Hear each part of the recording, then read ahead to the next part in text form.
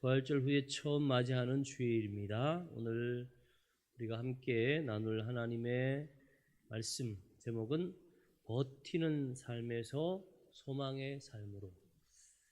어떻게 보면 우리가 조금 힘들 때마다 또 문제가 있을 때마다 잠깐 버티면 될 거라고 생각할 때가 많지만, 그런데 그 버티는 시간이 오래 갈수록 점점 우리는 소망이 없어지고 기대가 다 부서지고, 그러다 보면 결국은 뭐예요? 전혀 엉뚱한 선택을 하게 돼요. 사실 세상이 우리를 멸망시킬 수 있는 능력은 가지고 있지 않는데, 근데 우리 스스로 그저 버티다 보니까, 때로는 그냥 참고 있다가 보니까 어떻게 돼요? 스스로가 가지고 있는 그 인내의 한계가 있는 거예요. 인간은요, 누구도 끝까지 못 버텨요.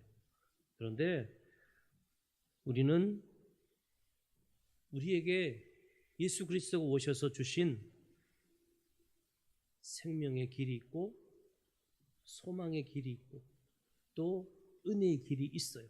그러니까 우리는 그저 버티고 있다, 내가 잘 버티고 있다라는 것으로 만족하면 안 되고, 반드시 하나님이 우리에게 주신 길을 찾아야 합니다.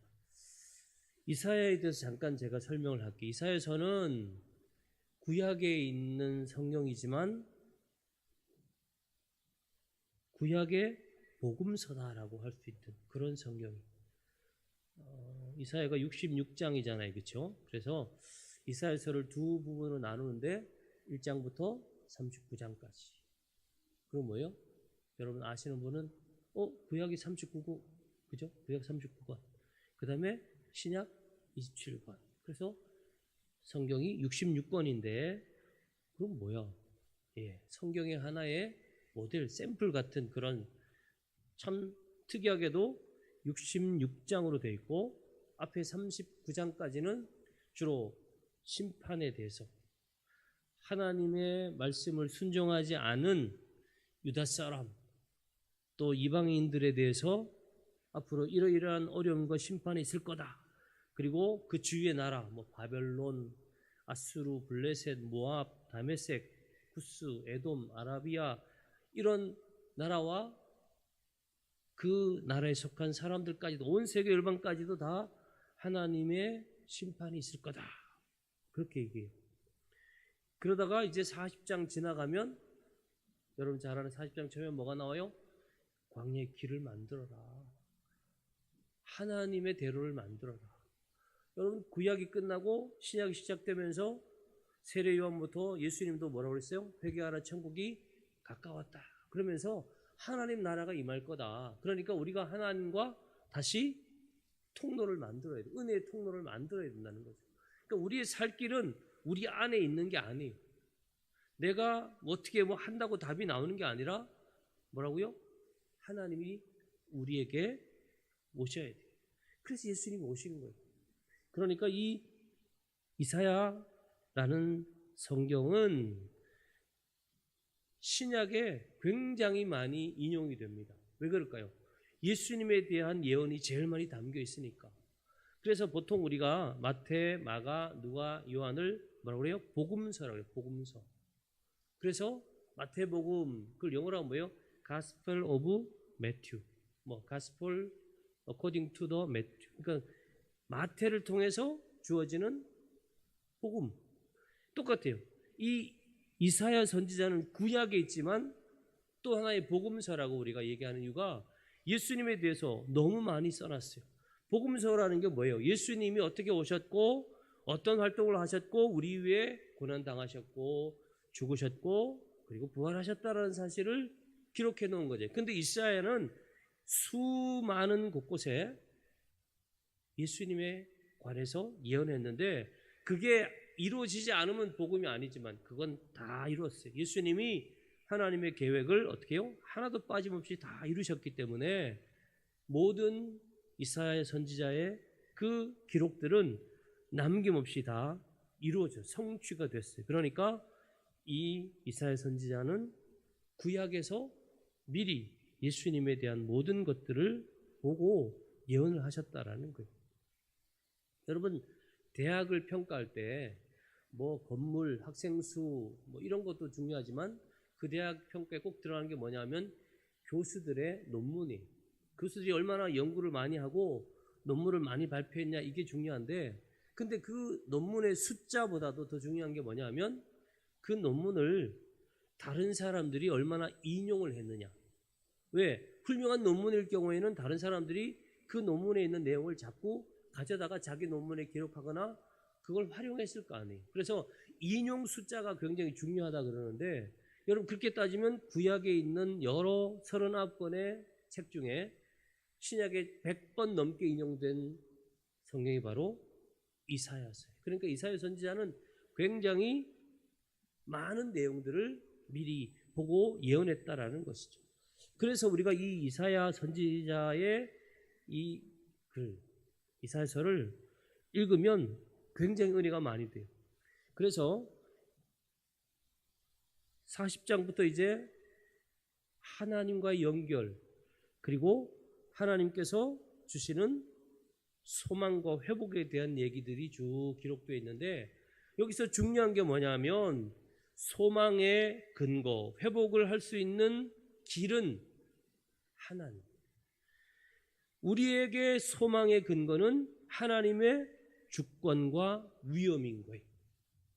그러니까 내가 내 스스로를 회복시켜서 뭔가 답을 찾는 게 아니고 하나님의 주권, 어둠의 세력이 다스리는 이 땅에 회복이 되는 길이 뭐예요? 하나님의 주권이 다시 설 때. 그렇죠? 어떤 나라가, 주권을 가지고 있는 나라가 외부의 침탈을 받았어요. 그러면 그 나라가 회복될 수 있는 길은 뭐예요? 주권을 찾아야 되잖아요. 우리가 먹고는 살아요. 그런데 30여 년 동안 일제히 뺏긴 이유가 뭘까요? 그리고 실제로 국권은 안 뺏겼지만 아주 오랜 기간 중국에 계속 어려움을 당한 이유가 뭘까요? 주권이 우리에게 있지 못했다라는 것이죠.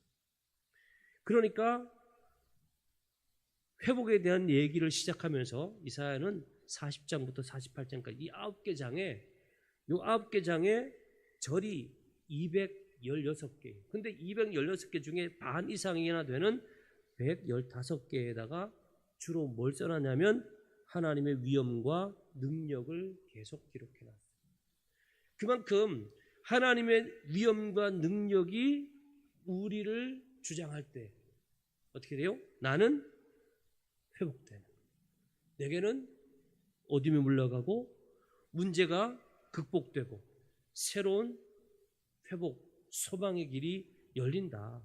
그 회복이 바로 예수 그리스도의 오심을 통해 완성될 것이다. 이게 이사야 후반부의 내용이에요. 그러니까 고난의 종으로 오실 메시아를 계속 얘기하시고 그분이 어떻게 고난 당할지를 쭉 썼어요. 그래서 지난 부활절 예수님이 죽으시고 부활하심으로써 모든 하나님의 구원의 계획을 완성하셨잖아요. 자, 근데 우리가 오늘 읽었던 이 54장 앞장을 보세요. 53장을 한번 보세요. 여러분 잘 아는 내용이죠? 이사야 53장에는 4절부터 보면 그는 실로 우리의 질고를 지고 우리의 슬픔을 당하였다. 그러면서 그가 찔림은 우리의 허물 때문이요 그가 상함은 우리의 죄악 때문이라. 그가 징계를 받음으로 우리는 평화를 누리고 그가 채찍에 맞음으로 우리는 나음을 받았다. 결국은 어린 양으로 오신 예수님이 고난 당하심으로 우리에게 회복이, 우리에게 치유가, 우리에게 평안이 주어진 것이다 라고 기록하면서, 자, 그랬으니 이제 54장에 오늘 우리가 읽었던 이 말씀을 우리에게 제시하는 거예요. 뭐라고요?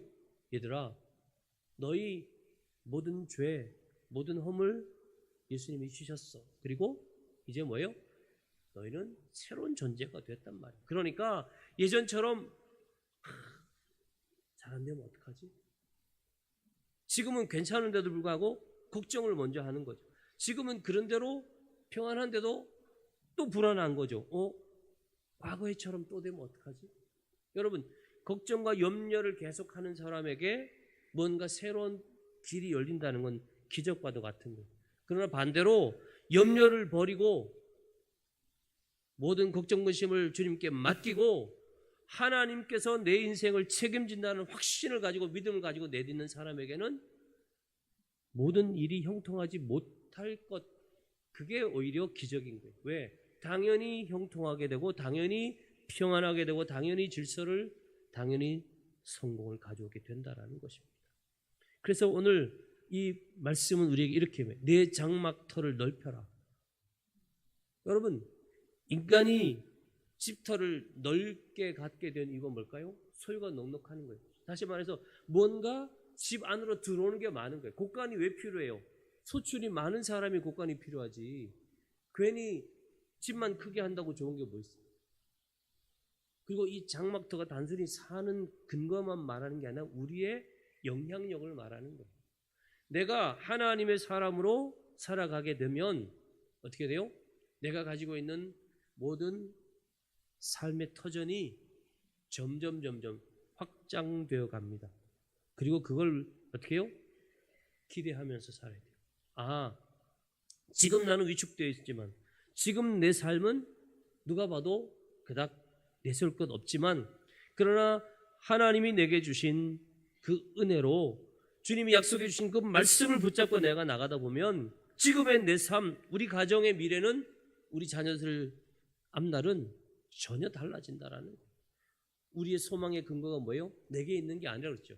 우리 소망의 근거가 뭐라고요? 하나님의 주권과 위엄. 한번 따라할까요? 하나님의 주권과 위엄. 그러니까 여러분들이 하나님의 주권을 세울 때, 그분의 위엄을 높일 때 우리에게는 뭐가 더 채워져요? 소망이 채워지는 거예요. 많은 사람은 남 밑에 들어가면, 그렇죠? 누구든지 그 사람 아래 들어가면 우리는 어떻게 돼요? 점점 작아지죠. 뭐 유행가에 그대 앞에만 서면 이렇게 뭐 나는 왜 작아져? 근데 사람 앞에는요 작아져요. 그런데 하나님 앞에 서면 하나님은 우리를 어떻게 해요? 높여주시는 거예요. 하나님의 손 아래서 겸손한 사람은 때가 되면 높이시는 거예요.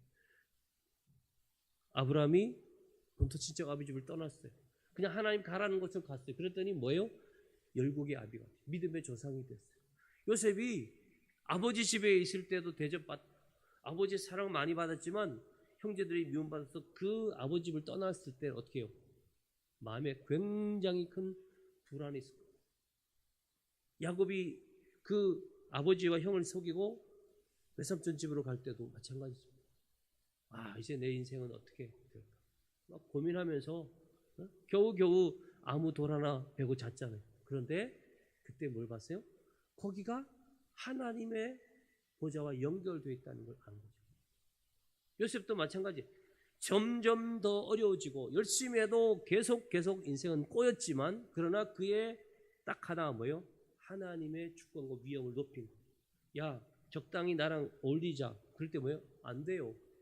당신 남편이 무서워서가 아니라 나는 하나님이 내 인생의 모든 것 되시고 그분에게 나는 내 삶을 다 의탁했어요. 그분의 주권을 인정하는 거예요. 하나님이 지금도 보고 계시다라는 것이죠. 여러분, 그냥 적당히 어울리며 살 수 있는 그런 상황에 사람들이 유혹해요. 야, 이건 괜찮아. 남들도 다 해. 그때 우리는 뭐예요? 아니야. 나는 하나님의 사람이야. 하나님이 나를 보고 계셔. 그 하나님의 주권과 위엄을 인정하는 사람은요, 하나님이 그 인생에 소망을 주신다라는 거예요. 그래서 하나님은 이사야 후반부에 계속해서 뭐예요? 이스라엘의 유일한 구원자는 하나님이다. 그 하나님이 광야에서도 물을 내실 수 있고 그 하나님이 세를 행하실 수 있다.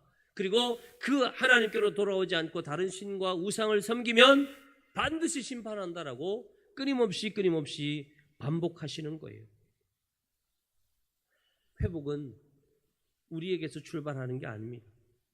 출애굽도 그랬고 모든 이스라엘의 회복은 하나님께서 하셨어요. 우리도 마찬가지. 우리나라 회복하려고 얼마나 애썼습니까? 수많은 애국지사들, 독립운동하는 분들이 자기 재산 다 팔고 자기의 모든 인생을 다 허비하면서 수많은 노력을 하고 목숨도 잃었지만 독립은 그렇게 해서 이루어진 건 아니에요. 그 노력이 헛된다라는 말은 아니에요. 분명 의미는 있지만 그러나 결정적으로 우리나라를 독립시킨 건 뭐예요? 미국이 일본에다 원자탄 터뜨렸기 때문에. 여러분, 하나님이 우리의 삶의 모든 것이라는 이 분명한 주권과 위험을 인정하는 삶에는 하나님께서 책임져 주신다라는 거예요.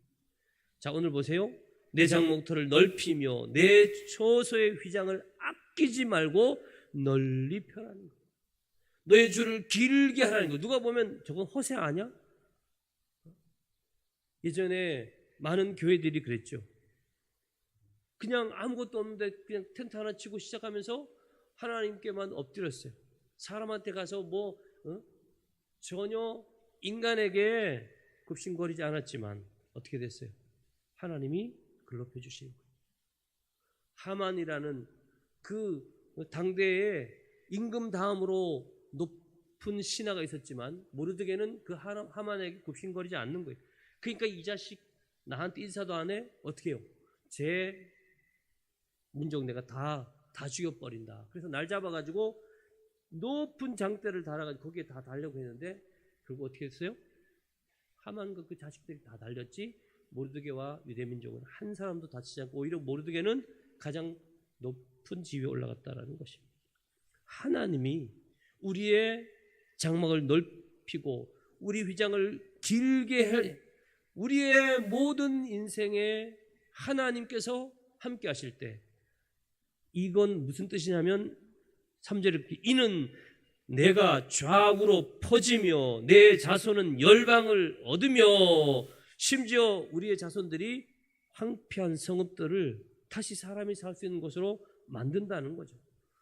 지금 지구가 많이 병들어 있죠.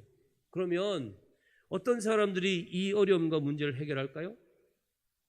물론 과학자들이나 연구하는 사람들이 아이디어를 낼 수는 있지만 그러나 답은 뭐예요?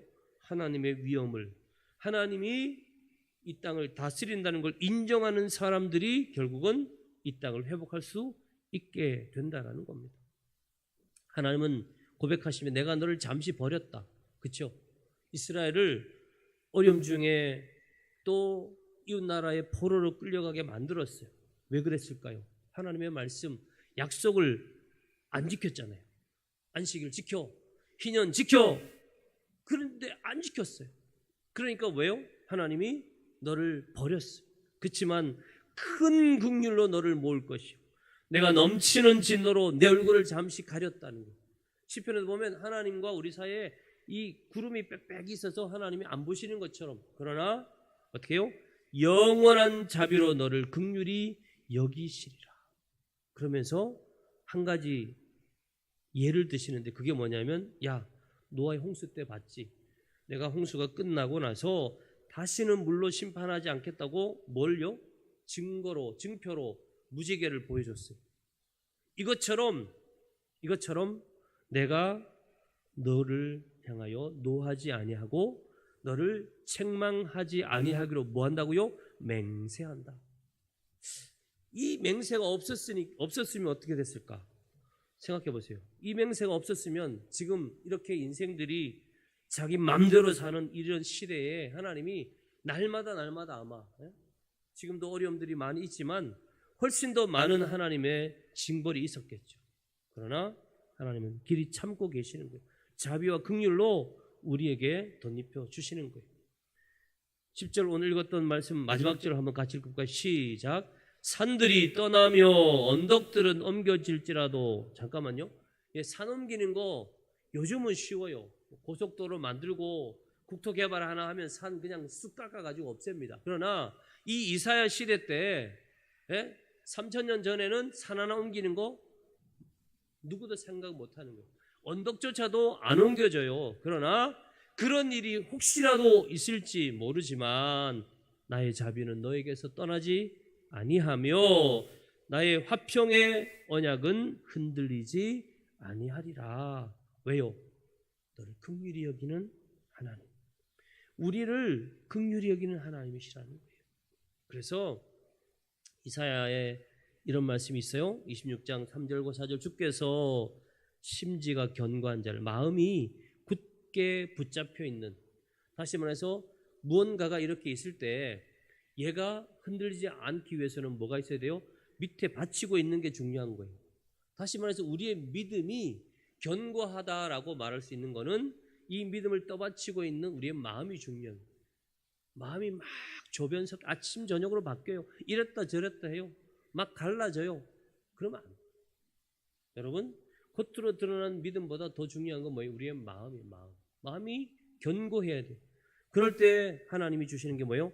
평강하고 평강하도록, 다시 말해서 샬롬을 주신다. 완전한 평안, 그리고 어느 한 부분만이 아니라 전체적으로 포괄적인 평강을 주신다 그랬어요.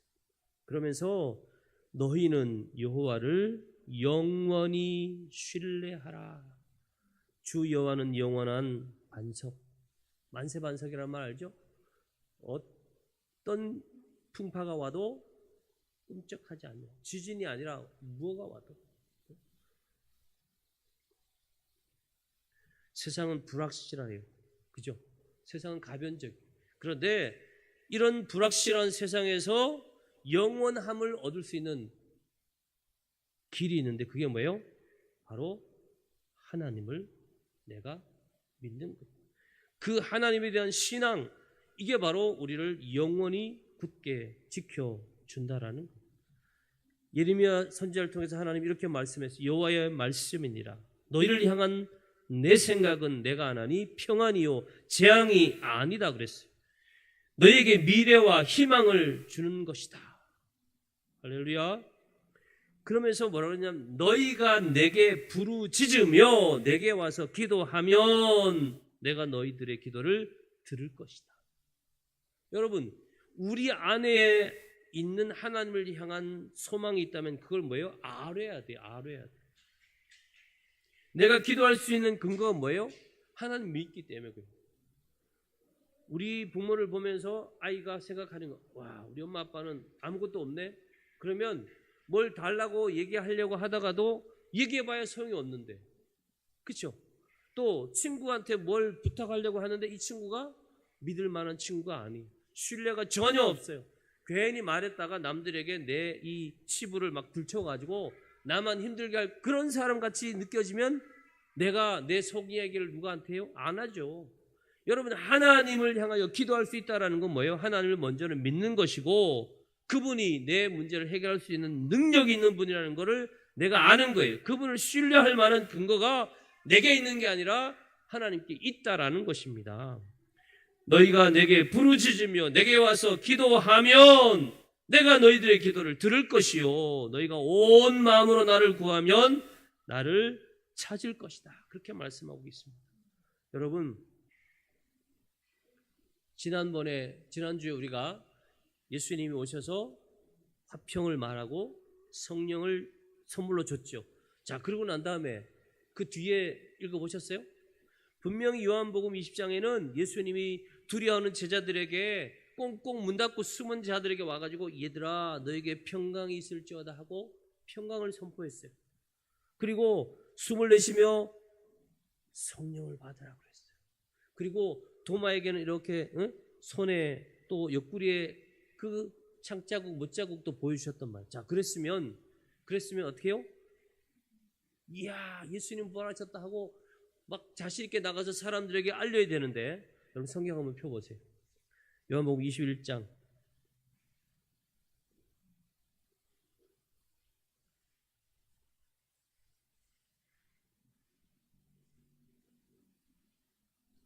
분명히 제가 말한 것처럼 앞에 예수님 만났고 또 도마도 예수님 그 손과 옆구리 만지면서 나의 주님이요 나의 하나님이라고 그랬단 말이에요. 자, 그렇게 하고 21장 그 후에 예수께서 디베랴 호수에서 또 제자들에게 자기를 나타내셨으니 그 나타내신 일은 이러하다. 그러면서 2절에 시몬 베드로, 그 다음에 도마, 디두모라는 거 뭐예요?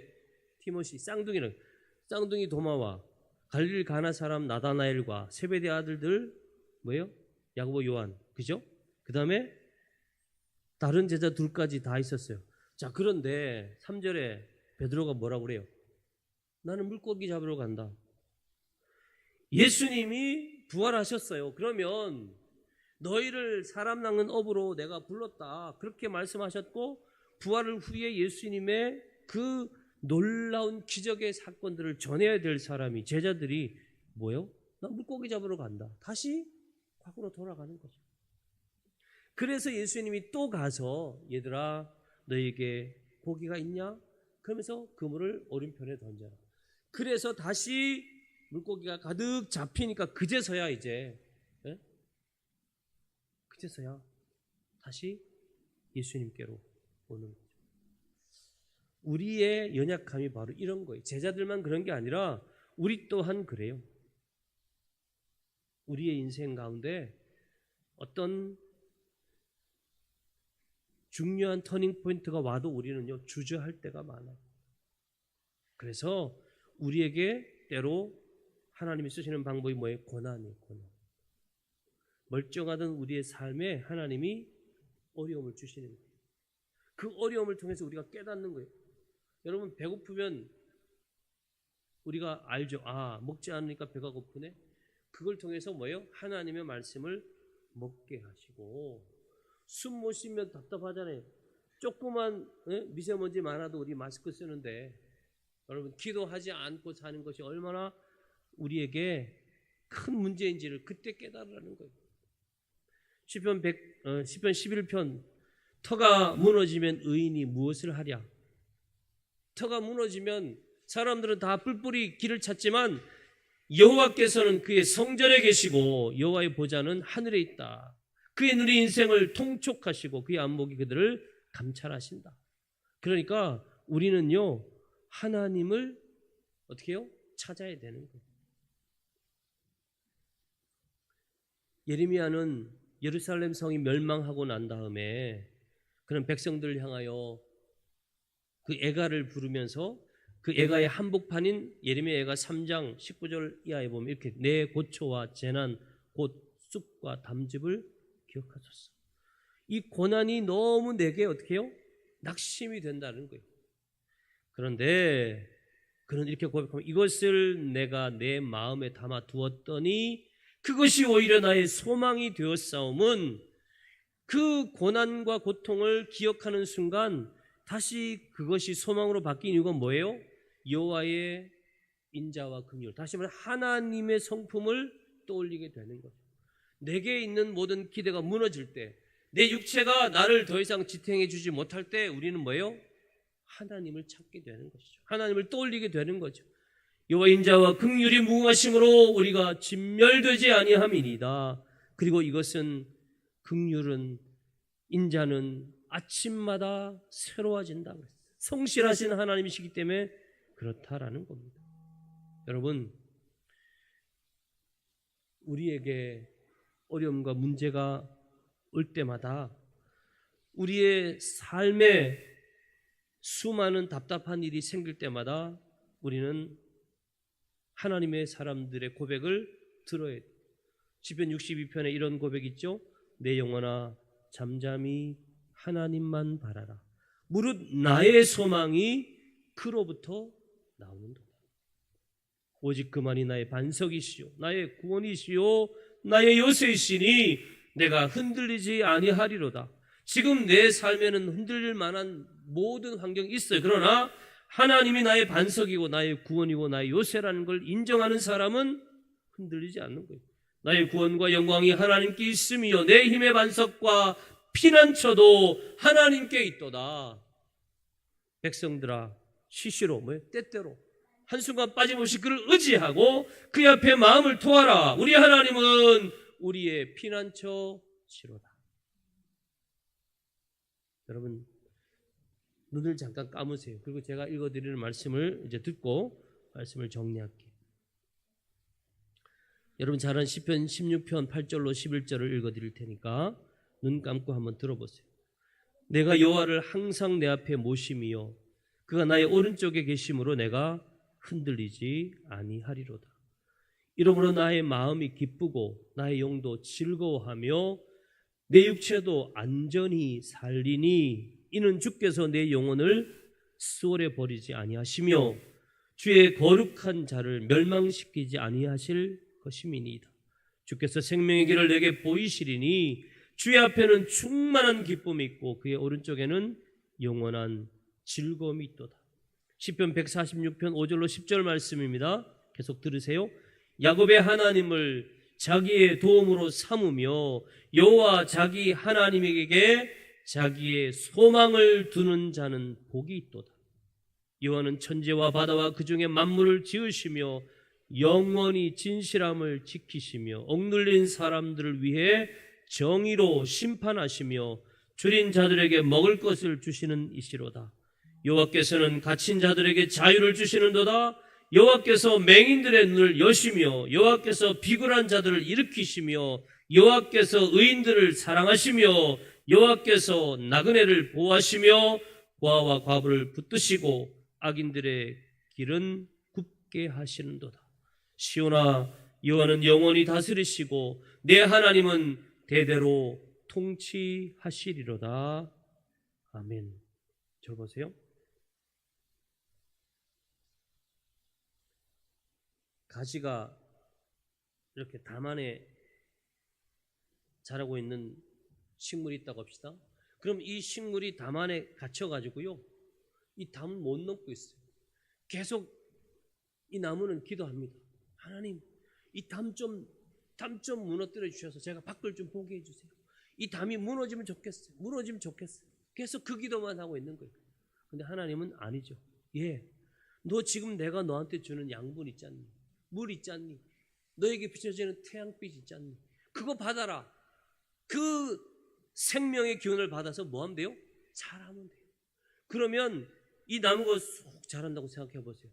담이 뭐 2m가 되든 3m가 되든 나무가 자라면 그 담을 얼마든지 그 담이 아무 한계가 안 되는 거예요. 거칠 게 없는 거예요. 그 담을 넘어서 이파리를 쭉 펼칠 수 있고요. 그 담 넘어 먼 곳을 볼 수 있는 나무가 되는 거예요. 여러분, 버틴다고 되는 게 아니에요. 버티면 무슨 수가 있다? 아닙니다. 로마서 5장 4절에 우리에게 주시는 귀한 말씀, 인내는 연단은 소망을 이루는 줄 압니다. 여러분, 인내와 소망 사이에 반드시 뭐가 있다고요? 연단이 있어요. 그러니까 내가 어떤 어려움을 겪고 있는 그 순간 그저 그거를 끙끙 참느라고 버티느라고 시간을 다 버리면 안 돼요. 그 시간 동안 연단하는 거예요. 연단이라는 게 뭐예요? 내 안에 있는 불순물은 빼고, 그죠? 내가 가지고 있는 인간적인 생각 빼고, 세상을 향한 기대 빼고, 사람의 뭐 어떤 방법, 그런 세상의 솔깃한 정보에 늘 민감하던 이런 것들을 빼버리세요. 그러고 나면 뭐가 돼요? 여러분에게 진정한 소망이 여러분을 주장하기 시작합니다. 분명히 남들이 야, 쟤 지금 큰일 났네, 막 걱정 염려해야 돼요. 근데 신기하게 걱정 안. 많은 사람들에게 하나님을 보여줄 수 있는 방법은 뭐예요? 바로 내가 당하는 어려움을 그저 참지만 말고 그걸 연단을 통해서 소망으로 나아가는 우리의 모습, 우리의 삶, 이런 우리의 믿음의 여정들이 그들에게 영향력을 끼치는 거예요. 예수님도 똑같이 걱정해, 한탄해, 욕해, 남 탓해. 그럼 사람들 볼 때 쟤나 나나 뭔 참, 그저 그냥 예수 믿어 끙끙 앓기만 해. 아이고 나는 왜 이렇게 안 돼 맨날 불평해. 그러니까 사람들이 예수 믿는 사람 보고 하나님께로 나올 수가 없는 거죠. 오히려 여러분들이 뭐가 돼요? 하나님께로 나오는 길을 막는 거예요. 그래서 예수님도 그랬죠. 당시의 종교 지도자들에게, 얘들아, 너희가 오히려 하나님께로 나오는 사람들을 네가 막고 있다고 그랬어요. 그저 버티는 인생만 되면 결국 소망으로 나갈 수가 없습니다. 그러나 하나님을 신뢰하고 그분이 우리에게 주신 이 놀라운 생명을, 말씀의 능력을, 성령의 인도하심을 따라 나가다 보면 우리는 담을 넘어 넓게 그 가지를 뻗치는 나무처럼 우리의 한계를 극복하고 하나님의 영광을 우리가 누리고, 우리 자손들은 열방을 차지하며 문제가 있는 황폐한 성읍을 다시 어떻게 해요? 회복하는 놀라운 역사를 우리의 자녀들이 이루어감으로 이 땅이 하나님이 원하는, 하나님이 계획하신 귀한 땅으로 다시 회복되는 날 곧 올 줄 믿습니다. 기도하겠습니다. 하나님 아버지, 감사합니다. 우리의 인생이 그저 버티는 인생이 아니라 하나님을 믿는 믿음으로 하나님을 경외하며 하나님의 위엄을 인정하며 주님께 나아가 회개하고 엎드려 간구하며 하나님을 부름으로 하나님이 주시는 소망의 인생, 하나님의 뜻을 이루는 인생, 하나님의 영광을 나타내는 인생들 다 되게 하여 주옵소서. 예수 그리스도의 이름으로 기도하옵나이다. 아멘.